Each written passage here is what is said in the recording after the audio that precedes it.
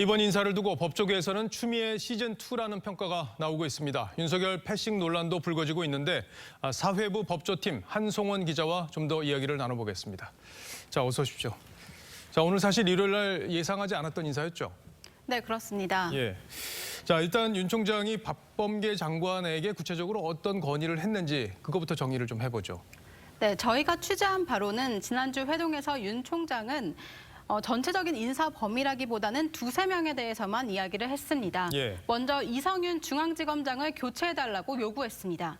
윤 총장 측에서 이 지검장을 고검장으로 승진시키는 안까지 제시했던 것으로 파악됐습니다. 그동안 윤 총장을 보좌하는 핵심 대검 참모도 그동안 추미애 라인으로 채워졌었는데 윤 총장은 그중에서 이종근 대검 형사부장과 신성식 대검 반부패 부장 등을 바꿔달라고 요구했다고 합니다. 예. 하지만 박 장관은 이 자리에서 이성윤 지검장 유임을 통보했고 이종근 부장과 신성식 부장 두 사람도 자리를 지켰습니다.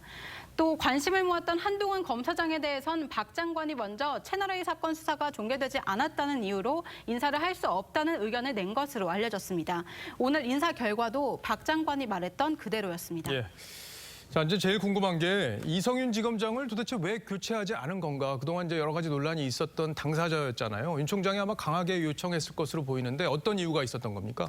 네, 아무래도 채널A 사건의 핵심 당사자인 한동훈 검사장의 처분을 담당하고 있는 것이 가장 크게 작용했을 것으로 보입니다. 예. 추 전 장관이 헌정사상 두 번째 수사 지휘권까지 발동했던 채널A 사건에서 중앙지검 수사팀은 한동훈 검사장에 대해 무혐의로 추 전 장관의 의도와는 정반대로 결론을 냈습니다. 예. 이 지검장이 결재를 거부하고 있는 상황입니다.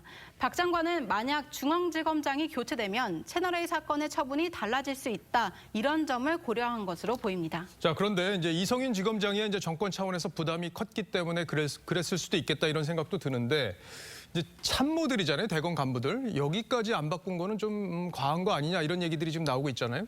네, 그렇습니다. 윤 총장 측 인사는 한마디로 정치적 쇼잉이고 추미애 라인 간부들을 다 챙겼다.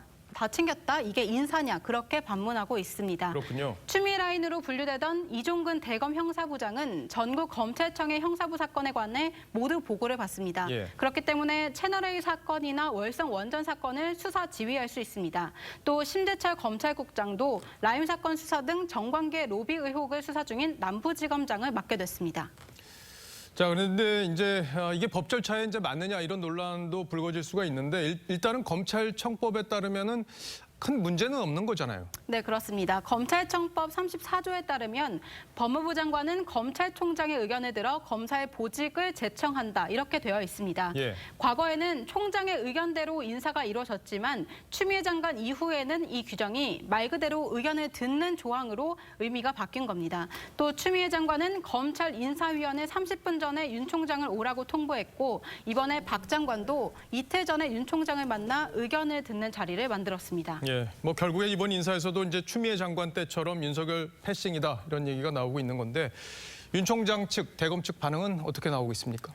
네, 보시는 것처럼 박 장관은 윤 총장과 지난주 두 차례 인사회동을 했고 이례적으로 사진까지 공개를 했는데요. 하지만 윤 총장 측에서는 결국 보여주기였고 정치인의 퍼포먼스에 불과했다. 그렇게 지적하고 있습니다.